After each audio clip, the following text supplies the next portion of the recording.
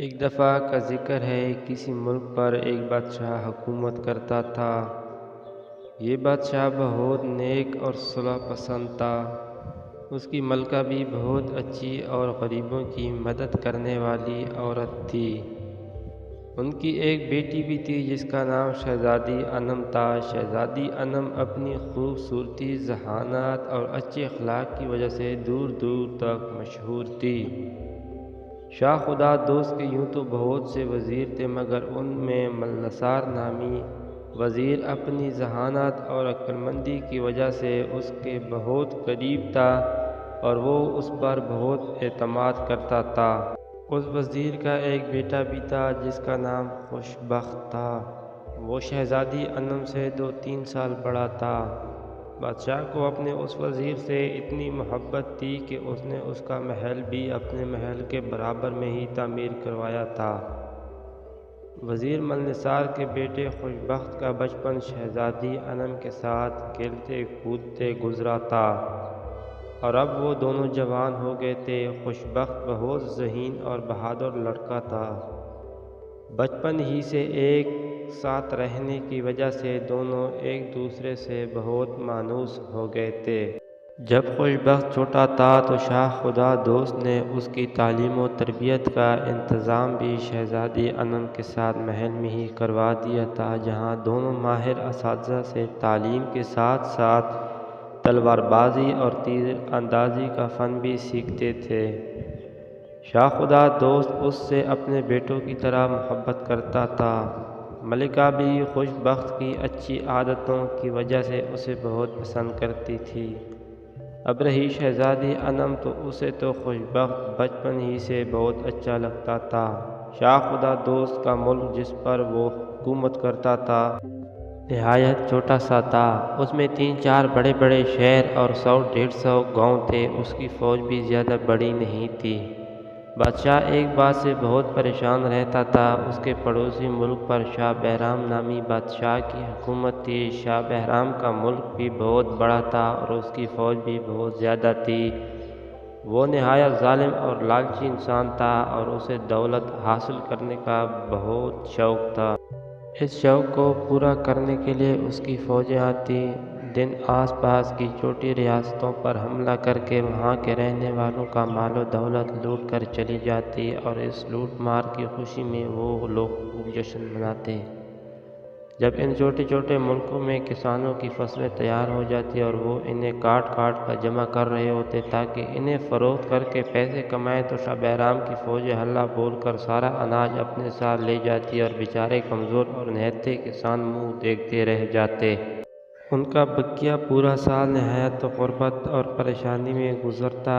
ان چھوٹی ریاستوں کی فوجیں ان کا مقابلہ کرنے کی کوشش تو کرتی تھیں، مگر کم تعداد کی وجہ سے انہیں شکست کا سامنا کرنا پڑ جاتا تھا۔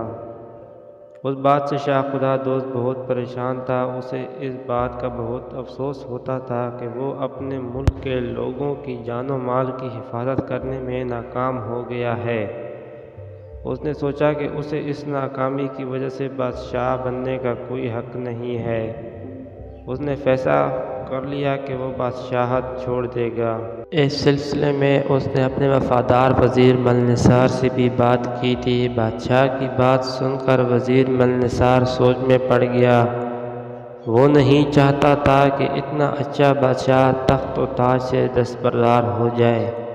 اس کی سمجھ میں کچھ نہیں آ رہا تھا کہ وہ بادشاہ کو اس کے فیصلے سے باز رکھنے کے لیے کیا کرے۔ جب اس کی سمجھ میں اس الجھے ہوئے مسئلے کا کوئی حل نہ آیا تو اس نے اپنے بیٹے خوش بخت سے مشورہ کرنے کی ٹھانی۔ گھر جا کر وزیر نے خوش بخت کے سامنے اس بات کا تذکرہ کیا اور اس سے حل طلب کیا۔ خوش بخت نے باپ کی بات سن کر کہا، ابا جان، آپ بالکل فکر نہ کریں، میں محل جا کر بادشاہ سلامت سے اس سلسلے میں بات کروں گا۔ وزیر یہ سن کر مطمئن ہو گیا۔ اسے اپنے بیٹے کی ذہانت پر پورا بھروسہ تھا اور اسے امید تھی کہ وہ بادشاہ کو اس کے ارادے سے باز رکھنے میں ضرور کامیاب ہو جائے گا۔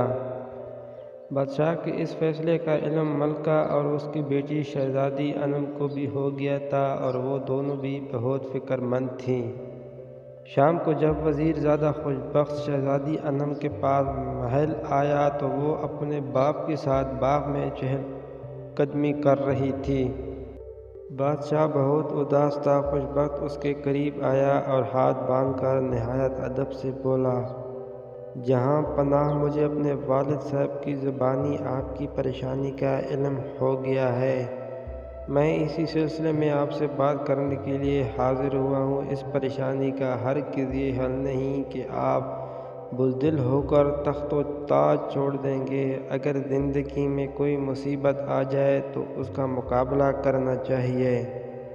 ہم کیسے مقابلہ کریں؟ پڑوسی ملک بہت بڑا ہے، اس کی فوج بھی بہت زیادہ ہے۔ وہ لوگ جب چاہتے ہیں ہمارے ملک پر حملہ بول کر ہمارے لوگوں کو اپنے ظلم و ستم کا نشانہ بنا کر اور ان کا مال و اسباب لوٹ کر چلتے بنتے ہیں۔ ہماری فوج بہت کم ہے، ایک حد تک تو ان کا مقابلہ کرتی ہے، پھر پسپا ہو جاتی ہے۔ ہم بہت شرمندگی محسوس کرتے ہیں کہ اپنی رعایا کو ان کے ظلم و ستم سے نہیں بچا سکتے۔ بادشاہ نے اداسی سے کہا۔ اس کی بات سن کر شہزادی انم بھی مغموم نظر آنے لگی۔ یہاں پناہ، آپ کے شکوے میں ہی اس مصیبت کا حل موجود ہے۔ خوشبخت نے سر جھکا کر کہا، اگر آپ کی فوج تعداد میں کم ہے تو اس کا واحد حل یہ ہے کہ فوج کی تعداد زیادہ کر لی جائے تاکہ دشمن پر غلبہ پایا جا سکے۔ خوشبخت کی بات سن کر بادشاہ کچھ دیر کے لیے خاموش ہو گیا، پھر اس نے آہستگی سے کہا، ہم فوج کی تعداد بڑھا تو لیں مگر ہمارے خزانے میں اتنے پیسے نہیں ہیں۔ سارا اناج اور دوسری چیزیں تو دشمن ملک کی فوجیں لوٹ کر لے جاتی ہیں، جس کی وجہ سے لوگ غریب ہو گئے ہیں اور خزانے میں محصول بھی جمع نہیں کرا سکتے۔ شاہی خزانہ تو بھرتا ہی ان محصولات سے ہے جو رعایا حکومت کو دیتی ہے۔ ہم ان سپاہیوں کو تنخواہ کہاں سے دیں گے؟ ان کے لیے جنگی ساز و سامان کہاں سے آئے گا؟ خزانہ تو خالی پڑا ہے، اس میں چند لاکھ اشرفیاں باقی رہ گئی ہیں۔ ہم تو بہت پریشان ہو گئے ہیں۔ جہاں پناہ، یہ سب کچھ آپ مجھ پر چھوڑ دیجیے۔ خوشبخت نے بڑے یقین سے کہا، میرے ذہن میں ایک منصوبہ ہے، اس پر عمل کر کے ہم اپنے دشمن کو زیر کر سکتے ہیں۔ بس میں آپ سے یہ چاہتا ہوں کہ آپ مجھے اجازت دے دیں کہ میں اپنے اس منصوبے پر عمل پیرا ہو سکوں۔ اس کے علاوہ مجھے 1,00,000 اشرفیاں بھی درکار ہوں گی۔ ان کا انتظام شاہی خزانے سے کرنا ہوگا۔ اس کی بات سن کر بادشاہ کی آنکھیں خوشی سے چمکنے لگیں۔ شہزادی انم بھی خوش نظر آنے لگی۔ اسے یقین تھا کہ خوشبخت اس مسئلے کو حل کرنے میں ضرور کامیاب ہو جائے گا۔ ہماری طرف سے تمہیں پوری اجازت ہے کہ اس سلسلے میں جو کچھ بھی کرنا چاہتے ہو کرو۔ ہم اس بات سے بہت خوش ہیں کہ تم نے ہماری مشکل کو محسوس کر کے ہماری مدد کرنے کا فیصلہ کیا ہے۔ تمہاری عقل اور دانش مندی سے امید ہے کہ ہم اور ہمارا ملک اس مشکل سے نکل جائے گا۔ ہم شاہی خزانچی کو بھی حکم دے دیں گے کہ 1,00,000 اشرفیاں تمہارے حوالے کر دیں۔ شاہ خدا دوست نے کہا۔ پھر اس نے اسی وقت شاہی فرمان جاری کر دیا جس میں حکم دیا گیا تھا کہ حکومت کے تمام لوگ خوشبخت کے احکامات پر عمل کریں اور اسے جس قسم کی بھی مدد درکار ہو اسے مہیا کریں۔ یہ خبر ہر طرف پھیل گئی تھی۔ وزیر بہت خوش تھا کہ بادشاہ سلامت نے اس کے بیٹے کو ایک اور اہم کام کرنے کے لیے منتخب کر لیا ہے۔ اگلے روز خوشبخت کو 1,00,000 اشرفیاں مل گئی۔ اس نے شاہی اہلکاروں کے ذریعے ملک بھر کے تمام آہن گروں یعنی لوہاروں کو طلب کر لیا۔ یہ سب لوگ دھاتوں کو بھٹیوں میں پگھلا کر مختلف اشیاء بنانے میں ماہر تھے۔ اس کا حکم ملتے ہی چند دنوں میں ملک بھر کے تمام لوہار اور ان کے ساتھ کام کرنے والے مزدور حاضر ہو گئے۔ اس دوران خوشبخت نے محل سے کچھ دور ایک بہت بڑی جگہ پر ان کے رہنے سہنے کے لیے خیمے لگوا دیے۔ اس نے اسی جگہ لوہے اور دوسری دھاتوں کو پگھلانے کے لیے بہت ساری بڑی بڑی بھٹیاں بھی لگوا دی تھیں جب سب لوہار اور ان کے کاریگر وہاں پر جمع ہو گئے تو خوشبخت نے ان سے کہا، آج سے آپ سب لوگ شاہی آہنگر ہیں۔ آپ کو اچھی تنخواہیں دی جائیں گی، مگر سب لوگوں کو 24 گھنٹے اسی جگہ رہنا پڑے گا تاکہ یہاں ہر وقت کام ہوتا رہے۔ آپ کو پتہ ہے کہ ہمارے پڑوسی ملک کی فوجیں آئے دن ہمارے ملک پر حملہ کر کے یہاں کے لوگوں کا مال و اسباب اور اناج لوٹ لیتی ہیں۔ یہاں سے وہ لوگ ہمارے نوجوانوں کو بھی پکڑ کر لے جاتے ہیں اور انہیں اپنا غلام بنا لیتے ہیں۔ اگر یہی صورتحال برقرار رہی تو ایک روز وہ ہمارے ملک پر قبضہ کر کے ہم سب کو بھی اپنا غلام بنا لیں گے۔ غلامی بہت بری ہوتی ہے۔ کسی کا غلام بن جانے والے لوگ زندہ تو رہتے ہیں مگر ترقی نہیں کرتے۔ انہیں پڑھنے لکھنے اور اپنی مرضی کی زندگی گزارنے کی اجازت نہیں ہوتی۔ آزاد ملک کے آزاد لوگ ہی اپنے ملک کو ترقی کی راہ پر ڈالتے ہیں اور ایک خوشگوار زندگی گزارتے ہیں۔ اپنے وطن کی حفاظت کے لیے یہ ضروری ہے کہ ہم اپنی فوج کی تعداد بڑھائیں تاکہ ہمارا پڑوسی ملک ہم پر بری نظر نہ ڈال سکے اور ہم اور ہمارے گھر والے ان کے ظلم و ستم سے محفوظ رہ سکیں۔ ہمارے ملک کا ہر فرد ایک سپاہی ہوگا مگر اس کے لیے ہمیں جنگی ساز و سامان کی ضرورت پڑے گی۔ اب آپ لوگوں کا کام یہ ہے کہ اپنے دشمن سے بچاؤ کے لیے دن رات ہتھیاروں کی تیاری میں لگ جائیں۔ خوشبخت کی بات ان کی سمجھ میں آ گئی تھی۔ وہاں آئے ہوئے تمام لوہاروں اور مزدوروں نے عہد کیا کہ وہ اپنے ملک کی سلامتی کے لیے جی جان سے کام کریں گے۔ انہوں نے اپنا کہا کر دکھایا اور چند ہی مہینوں میں انہوں نے دن رات کام کر کے چمکتی دمکتی تلواروں، خنجروں، نیزوں، تیروں اور زرہ بختروں کے ڈھیر لگا دیے۔ جب یہ سارا سامان ایک بہت بڑی تعداد میں تیار ہو گیا تو خوشبخت نے ایک دوسرا حکم نامہ جاری کر دیا کہ ملک کا ہر وہ نوجوان جو 18 سے 30 سال کی عمر کا ہے اپنا نام آ کر شاہی رضاکار سپاہیوں میں لکھوائے۔ ایسے تمام لوگوں کو جنگی تربیت دی جائے گی اور انہیں شمشیر زنی، تیر اندازی اور گھڑ سواری کا ماہر بنایا جائے گا۔ یہ تربیت لینے والے باقاعدہ فوج کے ملازم نہیں ہوں گے مگر جنگ ہونے کی صورت میں وہ سب رضاکارانہ طور پر شاہی فوج کے ساتھ مل کر دشمن کا مقابلہ کریں گے تاکہ اپنے ملک کی حفاظت کر سکیں۔ اس اعلان کے ہوتے ہی پورے ملک میں ایک جوش و خروش پیدا ہو گیا۔ سب لوگ اپنے ملک سے بے حد پیار کرتے تھے اور اس کی حفاظت کے لیے اپنی جان اور مال لٹانے کو تیار تھے۔ چند ہی دنوں میں بے شمار نوجوان حاضر ہو گئے۔ خوشبخت نے اپنی نگرانی میں سپہ سالار اور دوسرے جنگی ماہروں اور فوج کے تجربہ کار سپاہیوں کی مدد سے انہیں جنگی تربیت دینا شروع کر دی۔ یہ تمام نوجوان دن میں تو محنت مزدوری کرتے تاکہ ان کا گھر بار چلتا رہے اور رات کا کچھ حصہ جنگی تربیت لینے میں گزارتے۔ زیادہ دن نہیں گزرے تھے کہ شاہی فوج میں ایسے ہزاروں نوجوانوں کا اضافہ ہو گیا جو شمشیر زنی، نیزہ بازی اور تیر اندازی میں اپنا جواب نہیں رکھتے تھے۔ پھر ایک روز ایسا ہوا کہ شاہ بہرام کی فوجوں نے شاہ خدا دوست کے ملک پر چڑھائی کرنے کا منصوبہ بنا کر ان کے ملک کی طرف پیش قدمی شروع کر دی۔ اس موقع پر ان کا بادشاہ شاہ بہرام بھی ان کے ساتھ تھا۔ اسے شہزادی انم کے متعلق خبریں مل گئی تھیں کہ وہ بہت خوبصورت اور ذہین ہے۔ اب اس کا ارادہ تھا کہ وہ شاہ خدا دوست کو شکست دے کر اسے قتل کر دے گا اور اس کے ملک پر قبضہ کر کے شہزادی انم سے شادی کر لے گا۔